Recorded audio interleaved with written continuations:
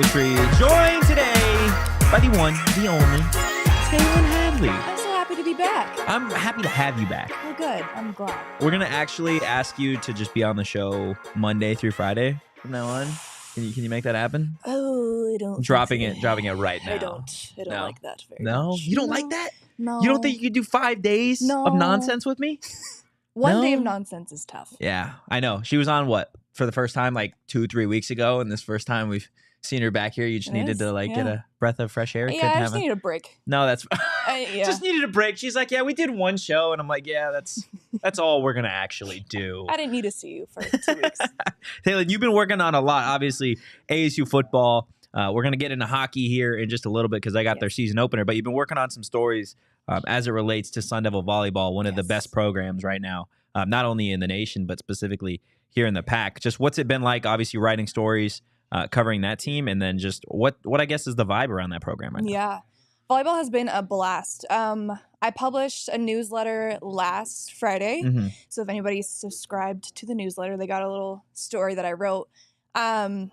It's very different being in volleyball than football. Yeah. Clearly. I mean, I covered football for a few weeks and it's a packed parking lot. It's a packed media availability, and I'm at volleyball and it was me and one other person. Wow. It's a bummer to see, but it's nothing new. It's nothing that I don't think was unexpected. Yeah. But I mean, for a program that is 17-1 overall, it's pretty astonishing. Mm-hmm. But this clearly doesn't affect the girls at all because they're just savages right now. Yeah, the way that they're playing is absolutely ridiculous. I know they were playing some games in Mullet, now at DFA. This is a team that if you haven't gone and checked out an ASU volleyball game yet, definitely do your due diligence, get out there, whether you get your tickets on Game Time or whatever. Like, go check them out because it's certainly worth it. And I know there's a lot of Sun Devil fans that when they talk about being fans and the state of the programs, a lot of it is football, basketball, baseball, but there are a lot of really successful programs out there. ASU Swim and Dive, I think they just were ranked #1 in the country in their preseason poll, so that's huge. And then ASU Hockey at Mullet tonight, kicking off their season. I want to say last Friday, they absolutely beat down on the Arizona Wildcats, 16-0. I know Damon's over there in the corner, just not even acknowledging, it's a club team. It's a club team. Doesn't matter. Did you see, I don't know if anybody saw what Greg Powers said, but he said something along the lines of, he had this just amazing quote about, like, he didn't care if they were a club team or whatever. And it got me ready to run through an actual wall, to be honest with you. But go get your tickets. Go check out ASU Hockey. I think tonight is a sellout at Mullet, so I don't know if you're going to be able to get tickets tonight. They play Merrimack tonight and tomorrow. Next week, they got Northern Michigan, then Miami of Ohio. So definitely go get your tickets. Check them out. ASU Volleyball, ASU Hockey. Basketball is right around the corner. I think we're less than a month now till we get to that. But let's talk a little bit ASU football because I know the bye week for a lot of people coming to an end, and some are probably excited to get ASU football back next week, and then there's some that are probably biting their nails like, okay, we got to play Washington next week, so that's going to be an absolute blast. But just kind of, we obviously haven't necessarily chatted on this show about the last couple weeks for ASU football, but how do you think the season has kind of gone thus far leading up to the bye week at 1-5? I mean, we almost pulled one out there against the Buffs. Almost. It was exciting for the time being. I think that was the first kind of sight of excitement for the team on top of their USC battle. Yeah. What was that? Back-to-back sold out? Back-to-back sold out for the first time in 16 years. Yeah, huge. I mean, for as not great as they are playing, let me watch my words. For as not great.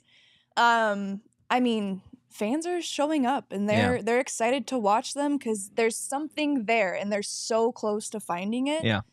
And the fans can tell for sure. Oh, yeah, absolutely. I think if Arizona State is going to pull off an upset here in the next few weeks, the last 6 games of the season, obviously they have a gauntlet, which we've kind of touched on this week. Washington, Oregon, Washington State, UCLA, Utah. There is going to be a need for a handful of players, specifically a trio on offense and a trio on defense, to really get this thing going and potentially pull off an upset against a Washington or an Oregon down the stretch. I do want to get to trending up. This week's trending up is going to be slightly different because we're going to go through 3 players, again, on offense and 3 on defense that can be the key to Arizona State's success in the final 6 games of the season. So let's go ahead and see what we got trending up on the offensive side of the ball. Looking at none other than quarterback Trenton Bourguet. Trenton Bourguet obviously holding the keys to Arizona State's success in the final 6 games of the season. I think it's going to provide a little bit of stability now. Last week, the second week that the ASU offense kind of ran through Bourguet, we saw what he was capable of doing last season. And the funny thing is, they've got a bye week this week. They've got Michael Penix Jr. in Washington coming to town next week. Arizona State being the final team, or the last team, rather, to beat Washington. They did it last year. So I think Bourguet is going to be the guy for the Sun Devils moving forward that is really going to need to provide not only on the field high level of play, but I think in the locker room, this is a guy that's going to, again, need to kind of step up and be that leader moving forward. Absolutely, yeah. I think going through the transition that the offense did with quarterbacks and now kind of finding a home in Bourguet is huge, and he's kind of got his feet wet, and he's the go-to guy now for the team. So I think confidence is greatly instilled in him, and I think that he has something to show for sure. Yeah, no, that confidence you bring it up is a really solid point. And the fact of the matter is, like, this guy is no stranger to being kind of pushed into these types of situations with your back against the wall. So I think if there was a quarterback on the roster to be in this spot, I think it is Trenton Bourguet that can help, again, provide some consistency moving forward. But it's not just Trenton Bourguet, right? A lot of it has to do with the skill guys that are on this Arizona State roster, and that's where we get to the second guy that is going to be a big part of ASU's success moving forward. Wide receiver Xavier Guillory. Obviously, anytime the Sun Devils roll out, it is Elijah Badger, it is Cam Scattaboo, it is Jalen Conyers. Xavier Guillory was a guy that we talked a lot about in the offseason as a guy who could potentially be one of the surprises of the Arizona State season, and he hasn't necessarily lived up to the hype just yet. And I think a lot of that has to do with just some of the inconsistencies on offense. Obviously, Bo Baldwin was calling plays early on. Now you've got Kenny, and then the quarterback situation jumping from Rashada to Pine to Conover to Bourguet. It is really led to, I think, for him, just some inconsistencies. But similar to Bourguet, now with him kind of leading that offense going out there on Saturdays, I think Xavier Guillory is in a prime position where there's not a lot of defenses that are going to be game planning against a guy like Xavier Guillory. Like we said, it's Elijah Badger and Jalen Conyers. I think this will be his opportunity to really make that jump and prove himself to be a dominant weapon on this offense. Yeah, I think it's huge for him. I mean, he already has 1 touchdown, 222 yards for not playing as their main person necessarily. I think just finding somebody besides Scattaboo who can kind of commemorate some offense for the team is huge. And if he can contribute in any way, it would be a life difference. Yeah. So absolutely. You gotta get some of the pressure off Scat, man. Yes. I know what he's done has been nothing short of remarkable through the first 6 games, being able to run the ball, throw the ball, catch the ball, punt the ball for this team. He is quite literally the definition of a Swiss Army knife for Kenny Dillingham's Devils so far. But I think, to your point, it is crucial if this team wants to find a way to go pull off an upset against an AP top 25 team. It's going to take more than Scat. It's going to take a guy kind of in the shadows and a guy like Xavier Guillory to really help ASU do that. And I think a big part of the way that the Sun Devils have played this season, and you talk about fall camp, maybe some of the question marks, a lot of that had to do with the offensive line. And that brings us to the third guy on offense that can really help this team succeed in the back half of their year, and that is none other than offensive lineman Bram Walden. Walden playing a little bit of left tackle with the injury to Isaiah Glass this season. A little bit of a younger guy, obviously transferring over from Oregon to Arizona State. During fall camp, it wasn't looking like he was going to be a guy in the starting rotation, but here we are. Obviously, due to injuries, Walden has had to step up. And there's nothing more key to an offense, I think, in terms of stability outside of a quarterback than a left tackle. And you've got a young guy in Bram Walden that can obviously be that guy. He could be the linchpin of an offensive line that has struggled at times. I think Walden played really well against Colorado in that first half. I think it was the best game that the offensive line had actually put together from a unit perspective in that first half against Colorado. But moving forward, there are going to be some dominant guys on the defenses that Arizona State has to play in Oregon, Washington State, UCLA. We know has a dominant defense as well. And I think something that Sean and I have talked about is for Walden to get these reps this season is not only going to be important, but being a young guy with a lot of eligibility left, I think getting those snaps is going to be crucial to his success, his growth, and honestly, the improvement of the Arizona State offensive line, not just this year, but really moving forward. Yeah, I think growing just a stellar offensive lineman is huge for the program. He's young. Like you said, he's a freshman. So if we can grow him and have him for the next 4 years, then it will be huge for our program in the future. O-line, it's very important to have stellar guys on that because Bourguet is so fresh. He needs that extra time. He needs that extra second to kind of get the ball off and get the play going. So having a big O-line is huge. Yeah, and I think that's something that, Arizona State moving forward, obviously outside of this season, kind of putting a pin in what we're talking about, just moving forward, I think that's something that fans want to see, is they want to see this team built through the trenches. Obviously, the skill guys are fun to have, but you win, you lose those games with the guys up front offensively and defensively, and I think we've seen the impact that it's had on the defensive side of the ball, and guys in BJ Green, Clayton Smith, etc. And I think that is something moving forward that this ASU offense could definitely utilize moving forward. Before we get to the defensive guys that can definitely make an impact for Arizona State, I want to tell you a little bit about our friends over at FOCO. This is like the first show all week where I haven't wore the Diamondbacks straw hat. It has slowly become my favorite thing to put on in the office. It might just be my favorite thing in the office. But Studio B, Studio A, we have a bunch of awesome little knickknacks and gadgets and bobbleheads and all great stuff brought to you guys by FOCO. They have the best officially licensed gear for all sports and fandoms. And if you didn't know, the Arizona Diamondbacks are a wagon, and it is still baseball season. So go get yourself an Aloha shirt, a straw hat, a polo, a bag, anything you need for the Diamondbacks postseason run. FOCO always has our back for Arizona sports, and they have yours too. Get the best gear around by visiting www.foco.com and using code PHNX for all non-presale items. Use that promo code PHNX for 10% off. Danielle, I totally forgot to do this, but how are you doing today? Oh boy. I was not well on what day was it? Wednesday? Yeah. Your shoulder. My shoulder's fine. Whatever. I'm fine.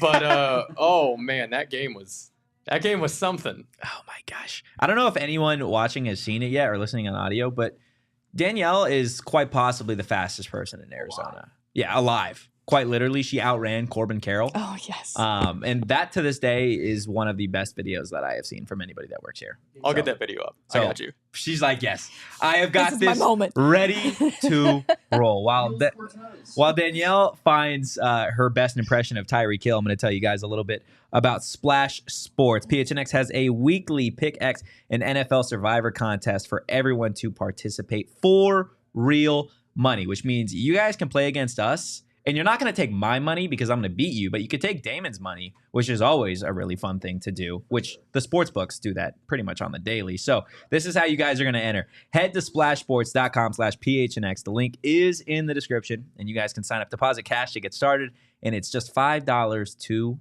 enter. PHNX Weekly NFL Pick'em Contest and PHNX Survivor Contest.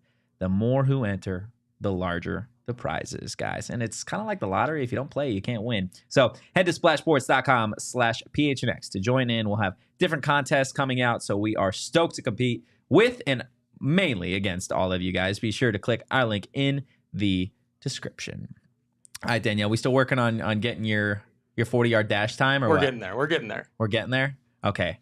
Well, in the meantime, let's go ahead and talk about the Arizona State defense here for a second, because this has been a group that has been wildly surprising, I think, from a fan perspective, from my perspective, and I think there's a lot of media out there that covered this team in the spring and the fall, and they saw what Brian Ward and this defensive staff were putting together, and it was something that was kind of sold, right? The idea that this is going to be a chaos-driven, a pressure-driven group, and you've seen that. BJ Green, third in the nation in terms of quarterback pressures. Obviously, Prince Dorba, a guy with 6 sacks in 6 games. The linebackers have played well, obviously, despite the injuries. Will Schaefer entering the transfer portal. But this Arizona State defense, Taylyn, I think it's something that's really kept them in games so far. Absolutely, yeah. I agree. I think being able to hold your opponent to, a moderately low score for them. Depending which game we're talking. Depending on the game, absolutely. I mean, if you can't perform offensively, then your defense has to step up. And that's kind of where we were for the first couple games of the season. So they stepped up and they continue to step up while offense is kind of working on it and improving. Yeah. I think if there's one thing that we'd like to see in terms of growth, and fans can definitely chime in on this, is you want to see this defense find ways to force turnovers, to get takeaways. I was on the High Point with Jalen last night talking a little bit about it, right? Where it's like some of it is turnover luck and some of it is just being in the right place at the right time. I think the excuse now of we need time to get the system is kind of behind us. You can't use that excuse anymore. We're 6 games through the season, and now you're on the back half, and the competition doesn't get any easier, right? You've got 5 of your 6 opponents through the rest of the season are in the AP top 25. I believe all 5 of the 6 that are ranked are actually higher than 20. And then you obviously got Oregon and Washington in there, which are certainly going to be some difficult games. Before we go ahead and get to those 3 players that are going to be key to Arizona State's defensive success moving forward, Danielle, we've got it. Oh, we got it. All right, here we go. Okay. We ready? Okay. Okay, so you can see me. Let's see, where are you at here? And then we turn on the Jets right over here. Corbin is sprinting. Hey. Oh, my gosh. Look at you going stride for stride with Corbin Carroll. Hey, how many people can say they've beaten Corbin Carroll in a dead sprint to the pool at Chase Field? It's literally things you absolutely love to see. Put that on the list. Also put the fact that we would love to see a guy in Clayton Smith. That's going to be our first one on Trending Up. Clayton Smith coming off the edge for Arizona State. I think in terms of the pass rushers that Arizona State has, right? We already touched on BJ Green and Prince Dorba a little bit. A guy in Clayton Smith who is truly one of he's built like a freak. Like he is built to come off the edge. He is built to be a prototypical edge guy. He's got the speed. Obviously dealing with some injuries at the start of the season. A guy that I believe, if I'm correct, was ejected at one point for targeting. So like he's had a rocky first 6 games, but I think in the back half there is going to be a lot of attention on guys like BJ Green and Prince Dorba. I think a guy like Clayton Smith can truly be a difference maker, just again with the speed that he brings off the edge. You look at the linebacker group, just in terms of Trey Brown being injured. We don't know how long he's going to be out. Will Schaefer obviously entering the transfer portal. Some other inexperienced guys at that linebacker position. Now I know Clayton's not necessarily playing linebacker, but to provide some consistency and a guy that can certainly shift around the field, I think is going to be crucial for this team. And let's be honest, Taylyn, like the defense is going to perform well as long as you are getting sacks. I think Clayton Smith can be the guy that could potentially start to force some turnovers for this team. Absolutely, yeah. And speaking of sacks, last week he was charged with 0.5 of a sack against Sanders. Yeah, just half. And I mean, I think that's got to be your claim to fame a little bit. Yeah. If that's not going to hype you up, getting a sack against that guy, then I don't know what is. Yeah, no, absolutely. You got to use that as fuel moving forward, right? Even though it's just a half sack, taking that to the next level, going and get yourself a 2, 3, even 4 sack game. If Clayton Smith got a 4 sack game, I would lose my mind. Yes. But I'd also lose my mind if Roe Torrance got himself an interception. That is the second player on Trending Up on the defensive side of the ball. This is one of the highly touted corners that going into this season, Roe was supposed to be the guy, right? He was supposed to be the guy that Brian Ward could look to on the defensive side of the ball and say, we're going to put you out there on an island with the team's best wide receiver and you do what you do. This season, it hasn't necessarily been that, right? You saw that Colorado game. You saw Shedeur Sanders go down the field in a minute with, I believe it was a 40-yard bomb. And it was against Roe Torrance, whether that be a lapse in coverage, a miscue, a miscommunication, regardless. Roe hasn't necessarily been that guy for the Arizona State defense. If he turns into that guy for the Sun Devils, I think that would just, again, boost what this defense has already accomplished this season. And let's be real, Roe's a guy that has NFL aspirations, being a 6'3", prototypical sized corner. I think if he wants to continue that, if he wants to find himself in the NFL draft conversation, he's got to have a really solid back half of the season for ASU. Yeah, he's already dialed 20 tackles this season, which is, I mean, undeniable. Corner, I think, is probably, from an outside perspective, one of the most challenging positions you can play.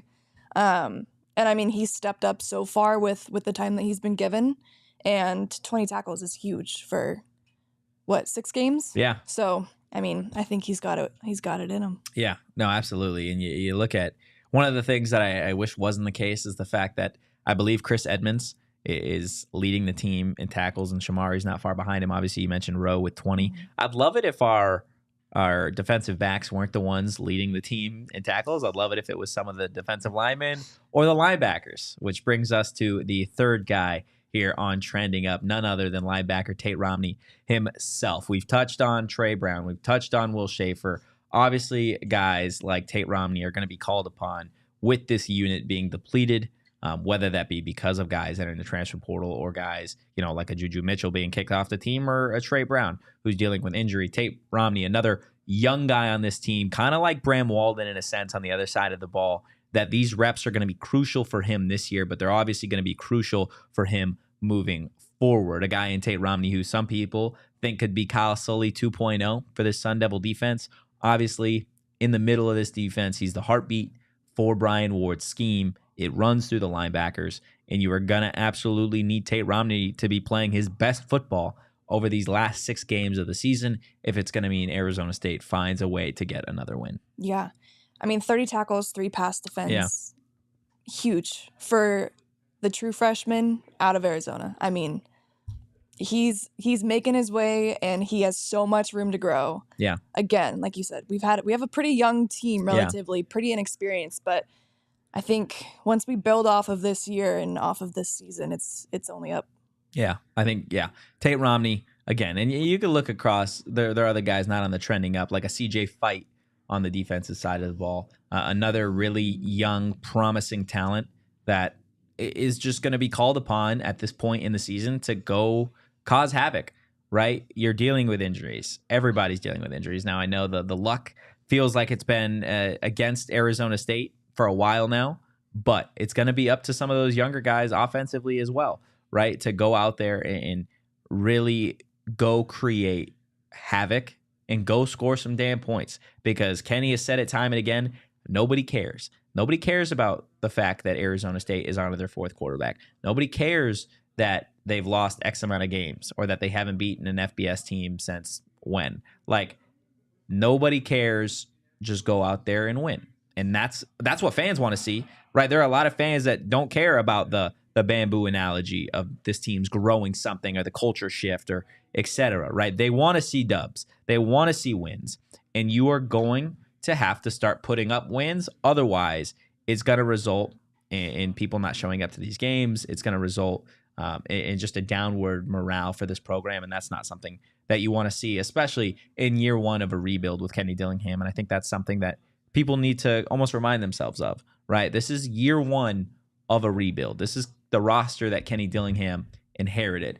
Got to give it some time for these guys, Kenny's guys, to actually get here and make some noise. Obviously, this is a team that accomplished a lot in the transfer portal. We'll see what they can kind of take on through these last 6 games of the season. Again, against Washington, UCLA, Washington State, Oregon.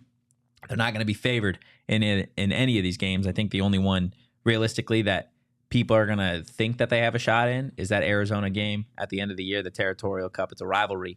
Anything can happen. Before we move on, guys, I want to tell you a little bit about our friends over at Shady Rays. Shady Rays, always keeping me ready, whether this be for going outside, for going to practice, or even doing a show indoors. Shady Rays are so great that as long as there is light somewhere, you should be rocking their shades. You can shop the entire collection at their brand new location, the Kierland Commons, a full-stop shop for all things Shady Rays. And if you don't love your Shady Rays, you can exchange them for a new pair or return them for free within 30 days. There's no risk when you shop. Their team always has your back. And exclusively for our listeners, Shady Rays is giving out their best deal of the season. Go to shadyrays.com and use that code PHNX for 50% off 2+ pairs of polarized sunglasses. Try for yourself. The shades rated 5 stars by over 250,000 people. Now, Taylyn, we got college football tomorrow. No Arizona State, obviously. So Sun Devil fans, you can breathe, you can exhale, you can sit on your couch, maybe get some snacks, and go get yourself some OGs, okay? You can enjoy college football with OGs. You can actually enjoy just about anything with OGs. You could be baking a cake, use OGs.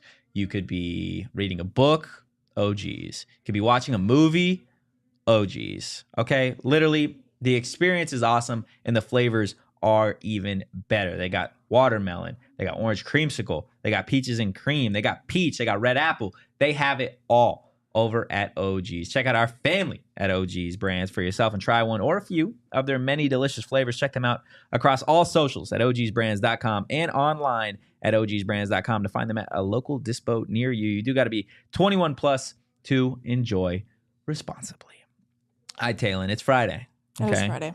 So you know what that means. It's the only reason I'm here. It's time to talk nonsense because it's hot or not. Danielle, I know we're not running the sliders, but who's hot this week in your personal opinion? You don't got to pick just one or us. Who in the office has just been hot this week? Well, I mean, you got to go with Taylyn. Yeah. She's here. She's here. She's killing it. Look at that. Look at that. We don't have a slider. We don't have a slider yet for you, but in Danielle's eyes, you are hot this week, which it means a lot. It means a lot. It means a lot. Because I do put a lot of thought into these. Nah, she does. Yeah. All right. What is the first topic that we got today? First topic. It is Friday the 13th. Oh, shit. I forgot about that. Ooh. It is October. It's spooky season, baby. So, that in mind, hot or not, people who say you're too old to trick or treat. Ooh. People. Okay. So, just to clarify, are we talking people who say that you're too old or just trick-or-treating when you're old? We'll just go trick-or-treating when you're old. Trick-or-treating when you're old. Is there an age limit to trick-or-treating? Yes.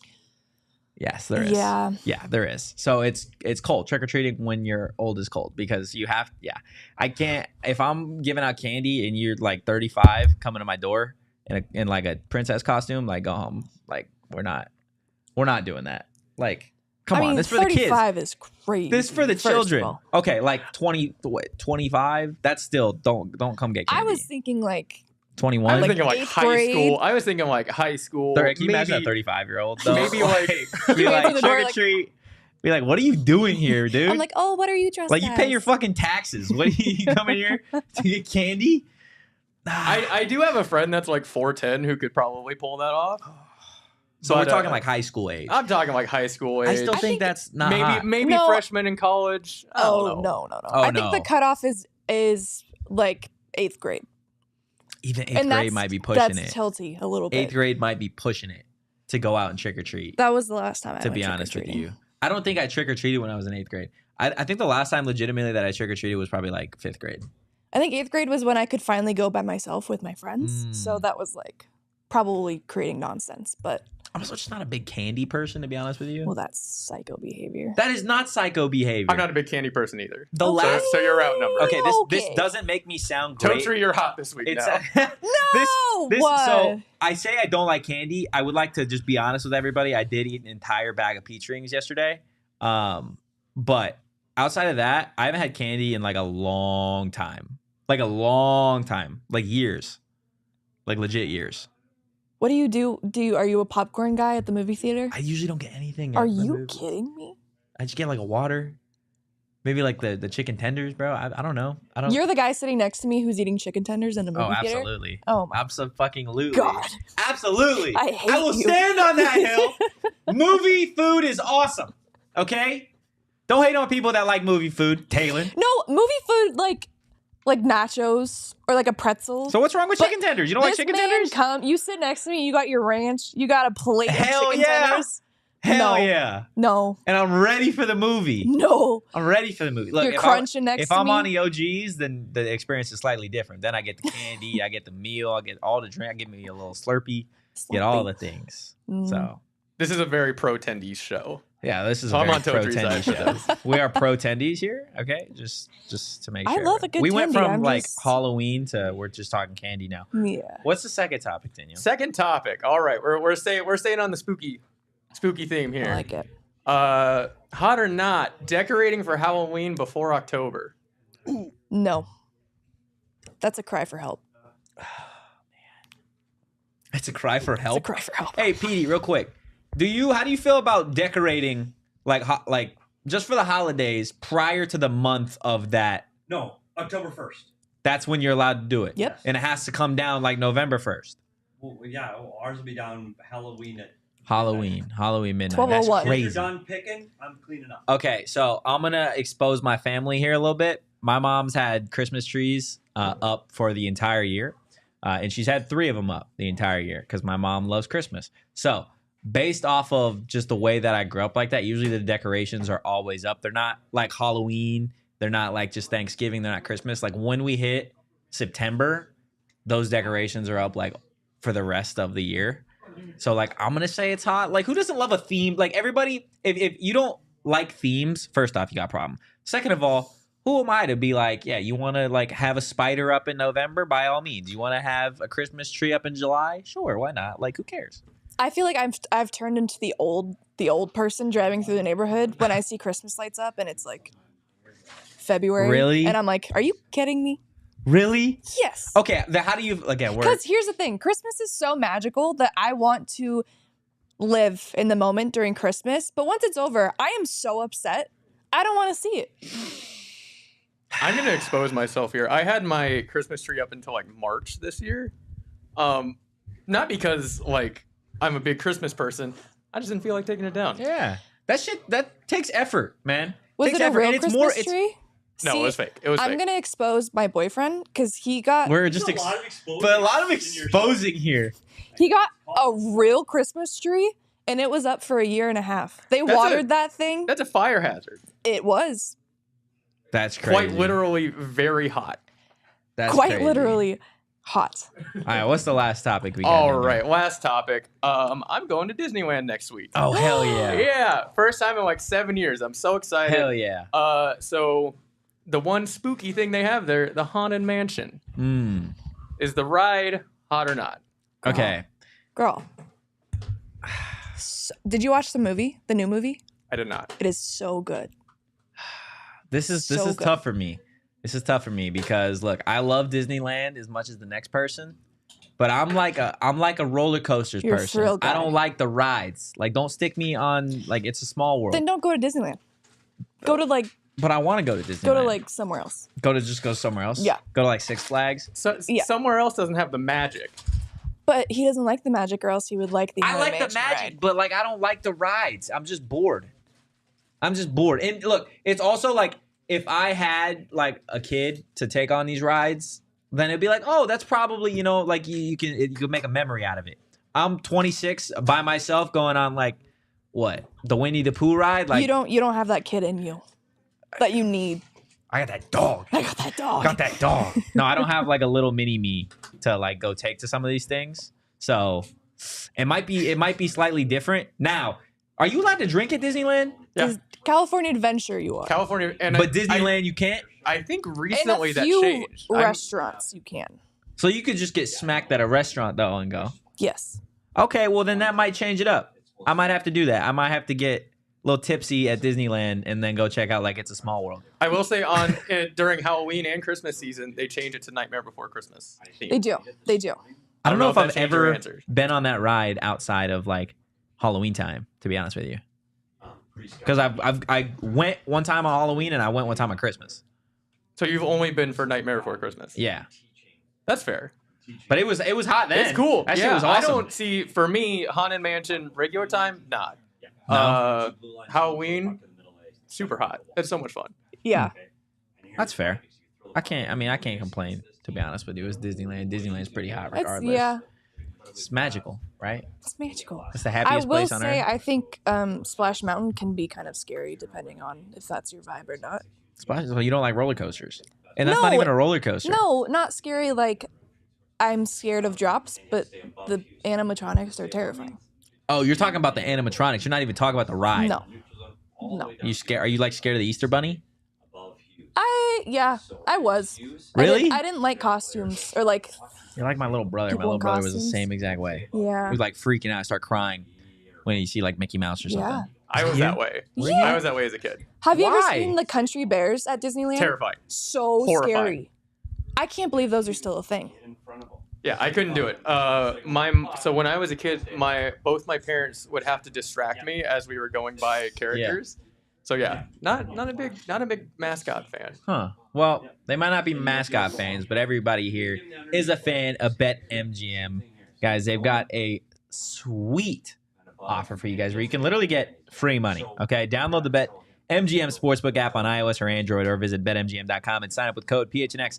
Sign up and deposit at least $10 in your newly created account. Place a wager in the amount of at least $10 at standard odds. Price a qualifying bet. And once you place a qualifying bet, you guys are going to receive $200 in bonus bets regardless of the outcome of your wager. Quite literally free money. Guys, sign up for BetMGM. Again, use that bonus code PHNX. Place your first BetMGM Sportsbook wager through BetMGM Sportsbook mobile app of at least $10, and you guys are going to receive that $200 instantly in additional winnings regardless of your wager's outcome.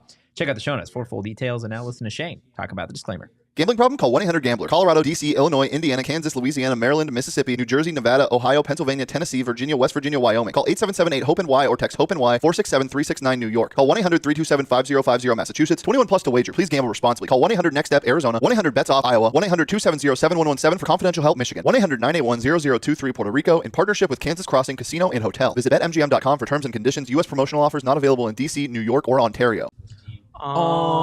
Ontario. Thank you, Danielle. I really appreciate you chiming in. Taylyn clearly didn't get the memo to chime in. I don't know that yet. Well, now you know. Okay. Anytime the word Ontario is said, it's got to be Ontario. Elongated? Okay. Yeah, it's absolutely have to be elongated. Okay. Also, before we get out of here, real quick for you guys, you are 8 days away now from the Out of the Darkness walk. On Saturday, October 21st, we're going to join thousands of teams across the country for the Out of the Darkness Community Walk, an event co-chaired by one of our very own PHNX diehards that raises money for suicide prevention programs, unites those who have been affected by suicide, and helps create communities that are smart about mental health. You guys can join us in person at Salt River Fields at Talking Stick at 9 a.m. on the 21st, or show your support virtually.